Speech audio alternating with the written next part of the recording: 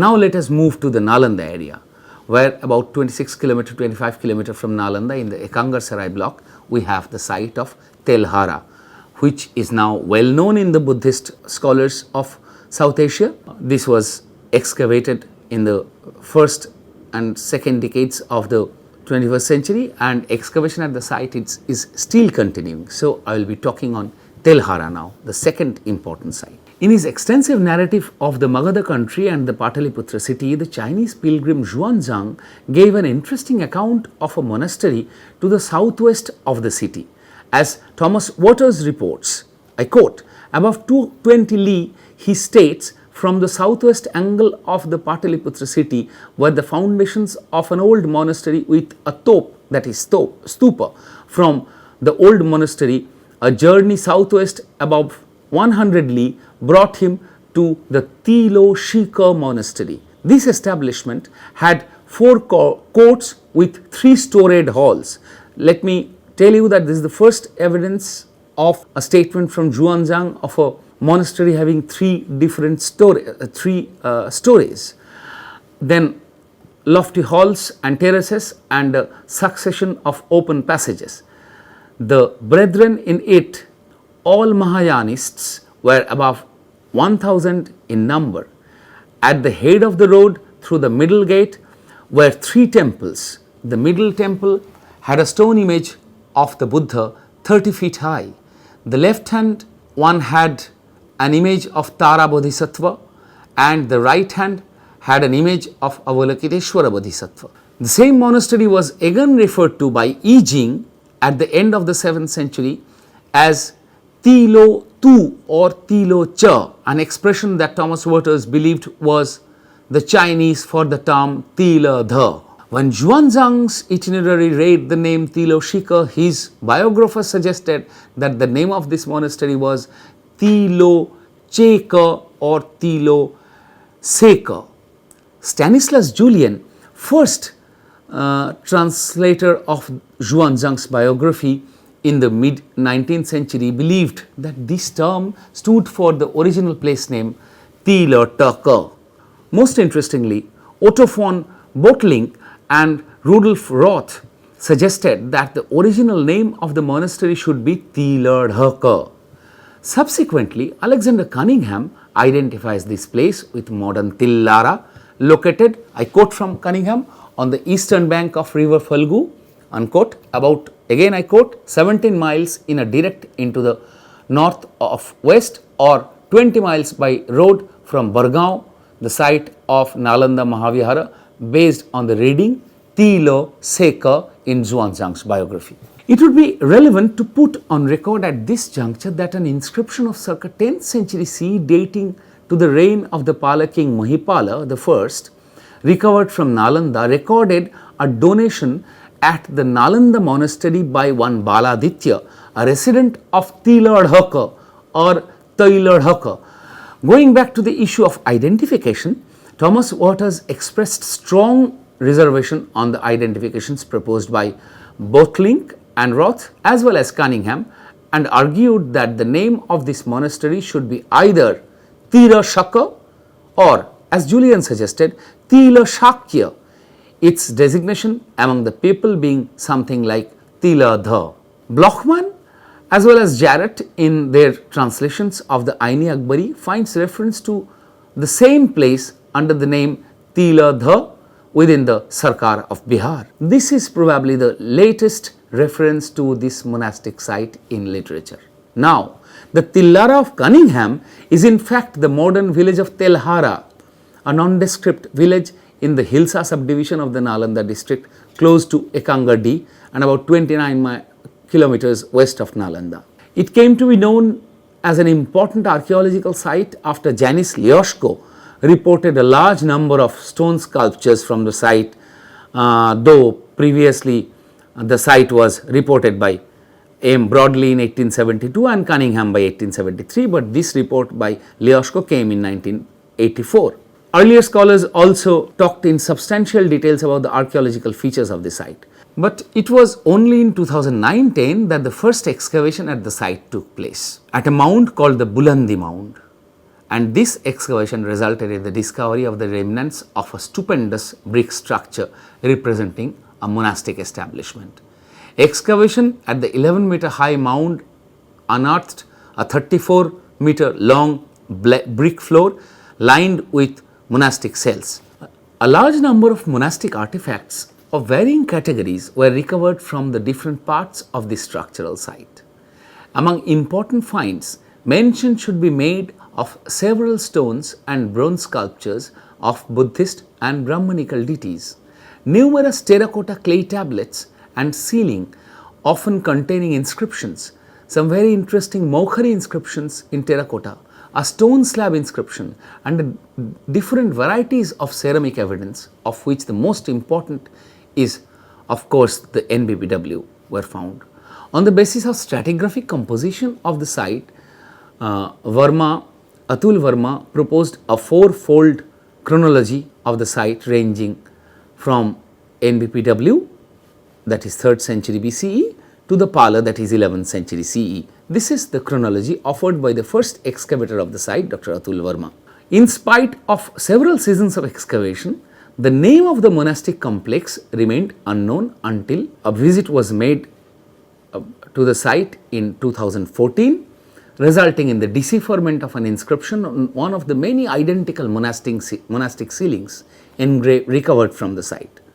The ceiling shows on its upper register the composition of the Dharmachakra deer flanked by two lines of writing above the abstract designed motif. The two-lined inscription written in Sanskrit language and mature Siddhamatrika script of 8th or 9th century CE reads, Shri Prathama Shiva Pura Mahavihari Karya Bhikshu Sanghasya. As we all know, this is the characteristic formula of writing the name of the monastic ceiling in the monastic ceilings of different monastic sites of Eastern India. We have some variations of course, but this is the general formula, and this can be readily translated as this is the seal of the council of monks of the illustrious Prathama Shiva Pura monastery. The decipherment of the monastic ceiling from Telhara has now proved that Telhara is the site of Tilashika or Tilaseka of Xuanzang's account, and further that the monastic establishment at the site was named Prathama Shiva Pura.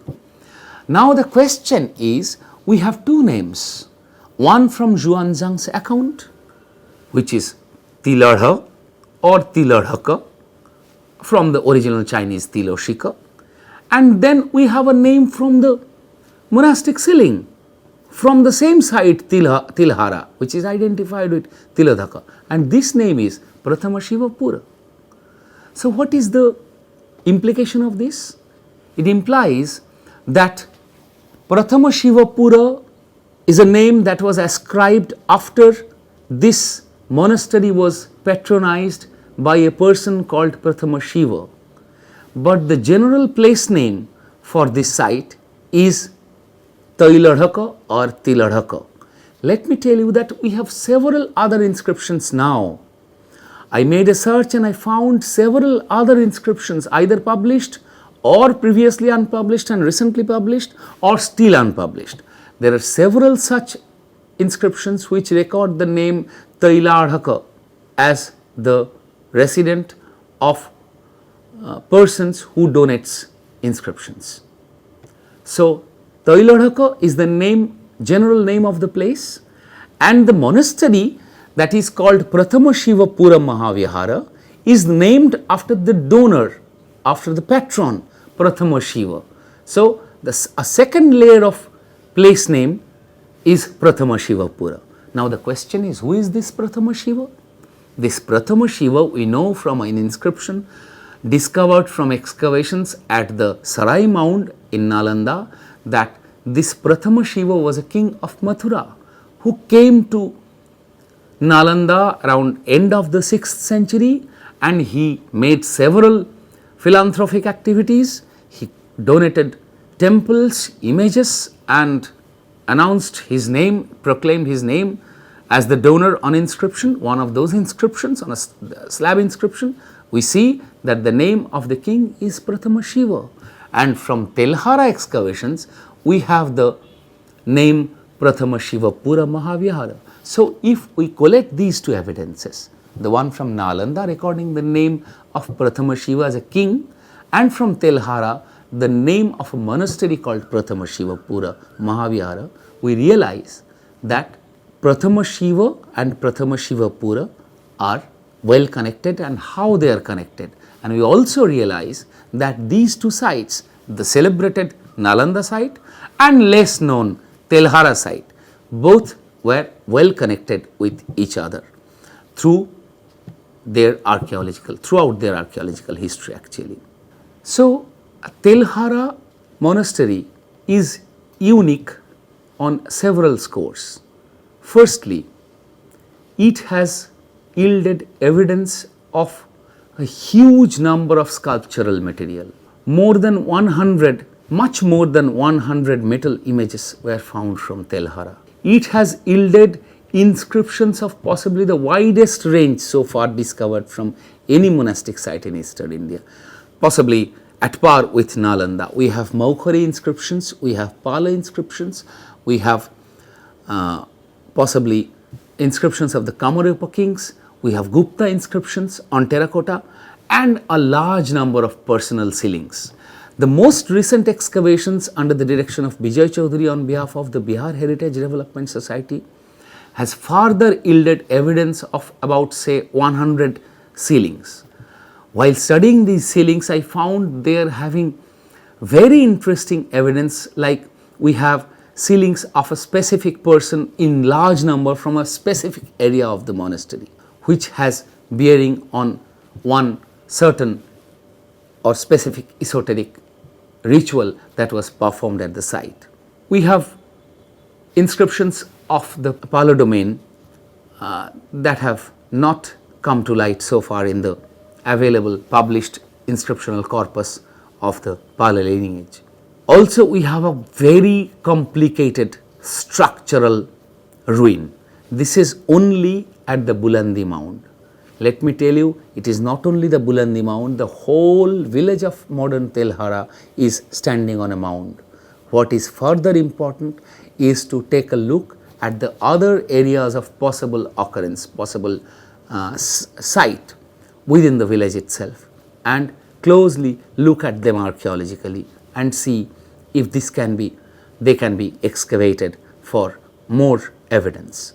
Taking together Lakhisarai on one hand and Telhara on the other hand, we see that we can have a larger tourism circuit based in Nalanda, then covering the Telhara area, then again based in Munger covering the Lakhisarai zone, and then connecting this entire these two blocks with the Gaya Bodh Gaya Kurkehar circuit. So, we will have a larger Buddhist tourism circuit for this part of Bihar.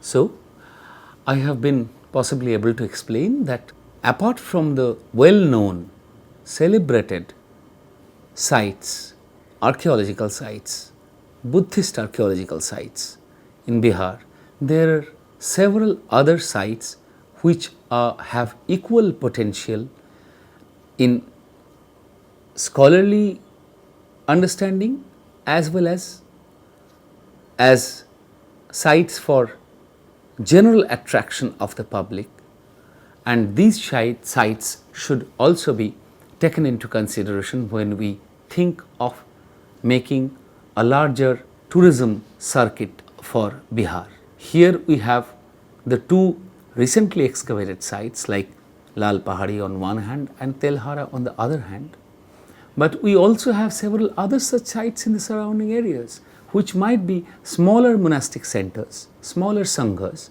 but their archaeological evidence will yield or rather will attract a large number of tourist and pilgrim traffic throughout the year if they are systematically exposed, preserved, and one is connected with the other in a chain. We can then integrate them with the already well known sites, and Bihar's archaeological Buddhist tourism will see a different kind of a scenario.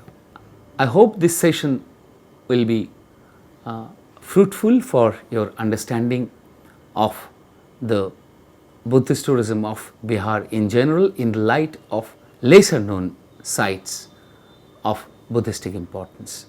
Thank you so much for viewing.